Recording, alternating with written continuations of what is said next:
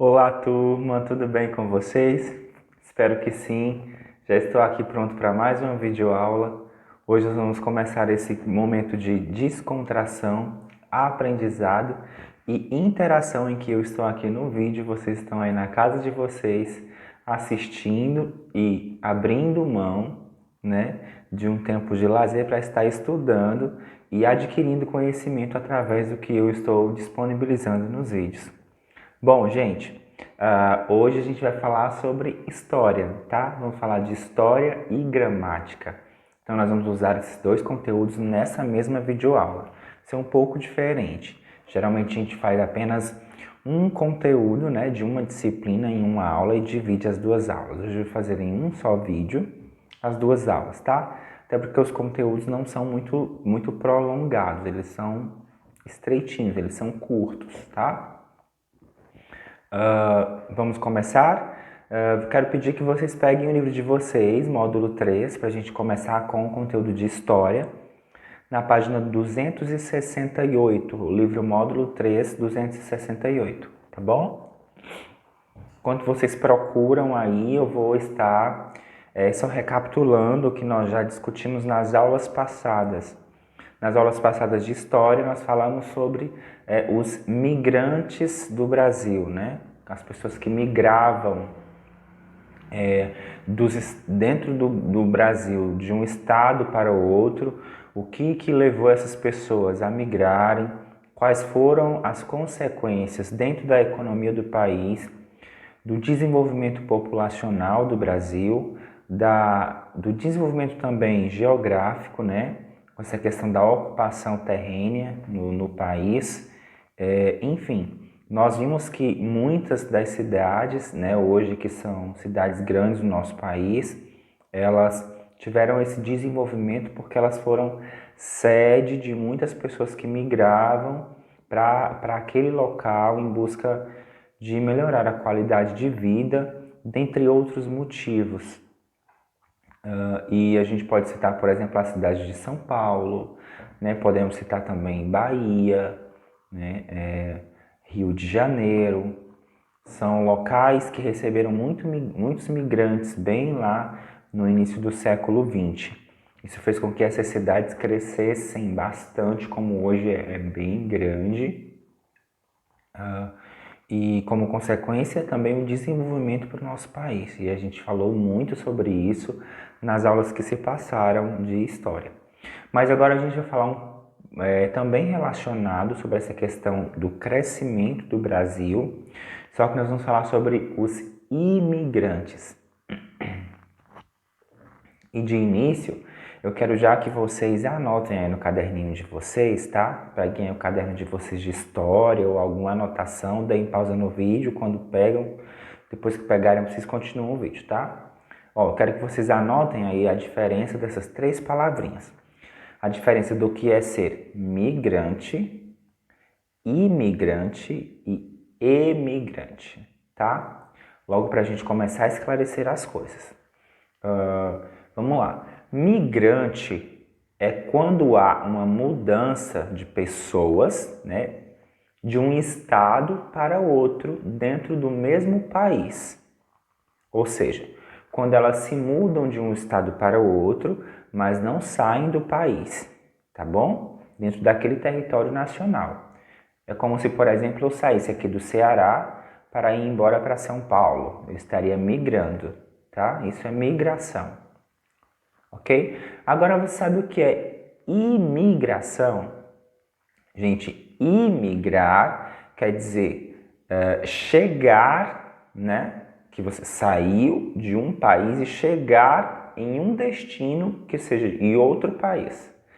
Ou seja, quando alguém se muda de um país para o outro, né? Ela sai daquele país em que ela nasceu para morar em outro país. Então ela está imigrando. Quando ela chega no seu destino, ela é um imigrante. E o que é emigrar? Emigrar, né? Emigrante é quando você sai do seu país. Então, vamos lá. Digamos que alguém que mora no Brasil decidiu ir morar nos Estados Unidos, né, na Europa. Essa pessoa é um imigrante, né? Mas ela recebe duas denominações. Ela recebe uma denominação quando sai do seu país de origem e recebe outra quando chega. Quando ela sai do seu país de origem, ela é chamada de emigrante. Ela está emigrando do país que ela nasceu, do Brasil, e vai para os Estados Unidos. Quando ela chega nos Estados Unidos, ela é então um imigrante, porque ela chegou no país em que ela estava objetivando chegar. Ficou entendido, gente, o que é migrante, imigrante e emigrante, né? Bom, então daqui para frente agora vai ficar tudo esclarecido. Vamos começar. Na página 268, o livro traz uma introdução sobre as diferenças das pessoas que existem no nosso país, né? Nós sabemos que todos nós somos muito diferentes. No Brasil é o país que possui mais diferenças de raças, de cores e etnias. Então existem pessoas de todas as raças, de todas as etnias e de todas as nacionalidades. Você vai encontrar no Brasil japoneses, vai encontrar no Brasil tailandeses, libaneses, alemães, chineses, europeus, portugueses. No Brasil você vai encontrar gente de todos os lugares, né? Pessoas que moram no nosso país mesmo, que trouxeram, né, lá do seu país, onde eles nasceram, um pouco da sua cultura e por algum motivo, né, vieram para o Brasil para morar e por aqui ficaram, tá? A gente já sabe que um dos principais motivos que levaram as pessoas e que ainda hoje levam as pessoas a imigrarem, né, é a questão de elas estarem objetivando uma melhoria da qualidade de vida. Ou porque elas, no país que moram, não têm uma certa oportunidade para crescer economicamente e acabam tentando arriscando isso, né, em outros países. Em cima de que elas acreditam, né, que isso pode ser positivo? Em cima de muito marketing, de muita propaganda, em cima de história, né? Por toda a história do Brasil a gente tem essa imigração de pessoas de outro país para o nosso, para estar aqui cultivando, né, as nossas terras e a nossa matéria-prima. E aí, nós vamos ter aí na página 268 uma imagem em que mostra alguns emigrantes, né, que estavam saindo do seu país de origem, né, para o Brasil. Vocês observam aí que são italianos, né, ou seja, saíram de Itália, eles estavam emigrando para imigrar no Brasil. O livro fala que aconteceu mais ou menos pelo século XIX e que o objetivo deles, como eu já falei, era a busca por uma melhor qualidade de vida. Gente, entendendo isso, vamos voltar um pouco aqui na história só para a gente compreender quando começou essa questão de imigração, tá? Vamos lá para a página 269, onde tem assim, os imigrantes no Brasil. Vocês sabem que no ano de 1800, né, bem no início, lá em 1810, 1820, aconteceram aqueles crimes hediondos, né, de serem traficados negros para o Brasil para fazer o trabalho escravo, né, de cultivo e de colonização de várias matérias-primas no nosso país, desde o café até a colheita do pau-brasil e tudo mais, a cana-de-açúcar, enfim. E a gente já viu muito isso lá no passado da história. Então, só que isso foi proibido, né? Lá no início de 1850, né? Já na metade da década, não, na metade do centenário, né? De 800, a gente tem aí então a conquista de criminalizar a escravização de pessoas que vinham da África. Então, era crime a partir dali que escravizassem pessoas de um país para o outro. Então, não podia, né? Era lei, a partir dali era lei, e quem fosse pego fazendo isso seria preso, seria castigado. Então, o que acontece? Aqueles donos de terra, eles precisavam cultivar, né? Eles tinham lá os seus cafezais para serem cuidados, tinham os seus canaviais, né? Tinham os pastos de algodão, tudo aquilo ali tinha que ser cultivado, tinha que ser trabalhado. Como a gente já sabe, os europeus não tinham muita habilidade com essa mão de obra. Eles sabiam mesmo era liderar, até porque eles tinham lá o poder nas mãos, né? Tinham lá o poder do dinheiro. Então eles pegaram e começaram a pensar um pouco, né? A gente precisa estimular que essas pessoas venham de forma espontânea para o Brasil, já que não pode mais escravizá-los, né? Trazer forçados. Então o que eles fizeram? Eles agiram com marketing, com merchan, né? Começaram a propagar nos países vizinhos que o país Brasil estava ofertando, né, terras férteis para que pessoas viessem de fora, cultivassem a sua própria matéria-prima, né, e dentro de uma boa porcentagem eles iriam lucrar com aquilo e o fazendeiro, dono das terras, também. Algumas das propostas, inclusive, dizia que eles iam receber fazendas, que eles iam se tornar donos de fazendas, donos de pedaços de terra, e eles podiam então estar cultivando e tendo a sua própria criação de animal, tendo a sua própria plantação e vendendo seus próprios produtos. E isso foi propagado em vários países. Foi propagado na Itália, no Japão, na China, na Alemanha, em vários países, tá? E aí vocês podem se perguntar, será que funcionou? Eu digo que sim, gente, funcionou bastante. Imagine aí, você vê uma propaganda dessa, sendo que está difícil a vida, e você vê que alguém está te dando tudo isso para que você possa trabalhar. Porém, como nem tudo são flores, não era bem assim que acontecia quando essas pessoas chegavam no país, né? Quando esses imigrantes vinham de seus países de origem para o Brasil, eles chegavam no Brasil e não era tudo aquilo que era propagado. Quase nunca ganhavam de fato as terras que eles podiam intitular como eles, ou seja, eles precisavam pagar aquelas terras. Como que acontecia isso? Eles chegavam, tinha sim um local para eles morarem, tinha sim uma terra para cultivar, mas essa terra não era dada a eles. Eles precisariam manter uma certa produção, uma quantidade produtiva, para que eles pudessem estar período após período, ano após ano, acumulando uma certa vantagem econômica para ir pagando o local que eles estavam morando. Então, primeiro, não era dado de graça, eles tinham que pagar com o seu trabalho. E além de eles terem que pagar isso, eles tinham que trabalhar para o dono, porque o dono daquelas terras entendia, e ele pensava tudo isso, que já que eles tinham que agradecer a ele por ele estar dando a oportunidade de eles trabalharem nas terras deles. Então, assim, percebam que eles agiram bastante de má fé, alguns caíram nessas armadilhas, alguns concordaram, outros se rebelaram, né, acabaram saindo, mas só que eles não tinham muita escolha. A viagem, eles gastavam muito nas viagens, né? A viagem não era fácil. Eram viagens que eles vinham de navio, e na maioria das vezes levavam muito tempo, de 20 a 30 dias, mais de um mês de viagem. E as condições de viagem não eram nada bacanas, né? Não tinha saneamento nessas viagens, enfim, era a pior qualidade possível que você possa imaginar, tá certo? Então eles investiam tudo que tinham, traziam família, quando chegavam aqui se deparavam com a propaganda enganosa. Então aí eles não tinham muita escolha. Ou eles aceitavam, ou eles iriam mendigar pelas ruas do Brasil. Então eles preferiam aceitar.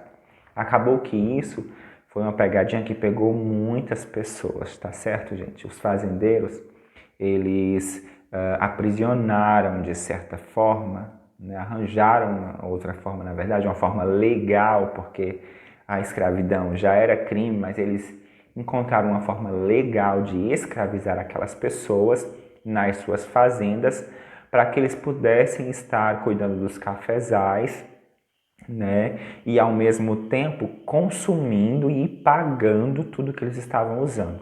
Eles tinham que pagar alimentação, tinham que pagar vestimentas, tinham que pagar material de trabalho, tinham que pagar, inclusive, e principalmente a moradia, que no início era dita como algo que eles iriam ganhar. Até agora tudo entendido, pessoal? Vamos para a página 270. Na página 270, ele vai especificar um pouco mais o livro sobre como era essa viagem, tá? Como era que acontecia. Inclusive, eu já até falei, né? Diz aí bem no início que a viagem não era nada cômoda, tipo, as instalações do navio eram péssimas, né? Totalmente desconfortáveis e com o mínimo de higiene possível, ou seja, não era higiênico, tá? Então, assim, quem viajava sofria bastante. E do lado, assim, um quadrinho explica sobre o que significa migrar e emigrar, como eu já expliquei para vocês. Tem uma imagem aí no livro de vocês, na página 70, que fala também um pouco sobre essa questão das circunstâncias em que essas pessoas viajavam. Vocês veem que não, a imagem não é muito fiel, não dá para ver assim com fidelidade todos os detalhes, mas dá para imaginar, né, a situação de viagem dessas pessoas. Tá certo?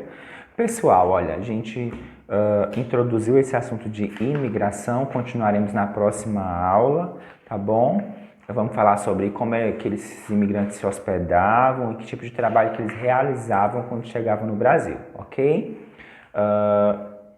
Não vou deixar nenhuma atividade, porque essa atividade é uma atividade de pesquisa e que a gente não vai poder fazer nesse momento, tá? Então eu peço mesmo só que vocês assistam a aula mais de uma vez para que vocês estejam fixando esse conteúdo de história, tá bom? Então a gente vai deixar aí guardado para começar na próxima aula, na página 272, tá? Vamos agora para gramática. Todo mundo aí agora pega o livro de gramática, tá?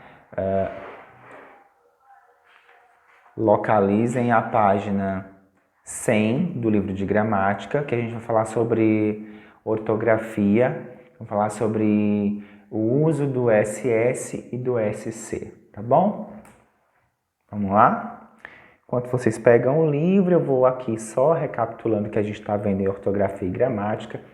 A gente está vendo sobre substantivos, é um assunto que a gente tem batido bastante na classificação dos substantivos.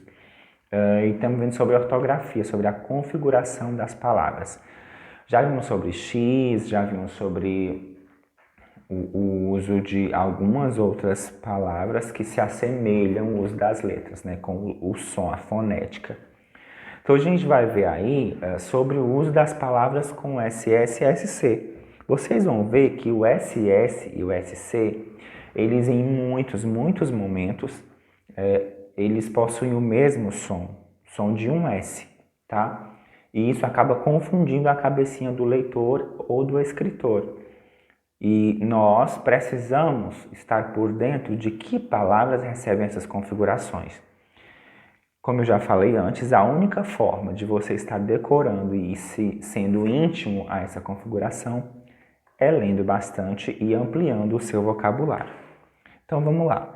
Eu vou só ler com vocês um poema, tá? Que tem na página 101. É um poema da Beatriz Veloso, em que ela usa algumas palavras que variam sobre o uso do SS e do SC. Vamos lá? Diz assim: a lua me viu nascer, nova crescente, cheia ou minguante. A lua andarilha quis esquecer de me dar a alegria. E eu vivi só de tristeza, toda noite a cada dia, desde que me viu nascer a lua branca e fria. É um poema dramático, né? Que ele mostra sobre aí o relacionamento de uma menina com a lua, que ela fala da sua melancolia por não ter um retorno afetivo da lua que esquenta os seus dias. Acho tão lindas essas coisas. Não tenho muita criatividade para isso, mas tudo bem. Então, gente, nós vamos ter aí algumas palavras que usam, tá? Essas configurações dessas letras de SS e SC. Percebam que a pronúncia é exatamente igual. A fonética é exatamente igual. Só muda a escrita. Por isso é muito importante, mas muito mesmo, que a gente leia bastante para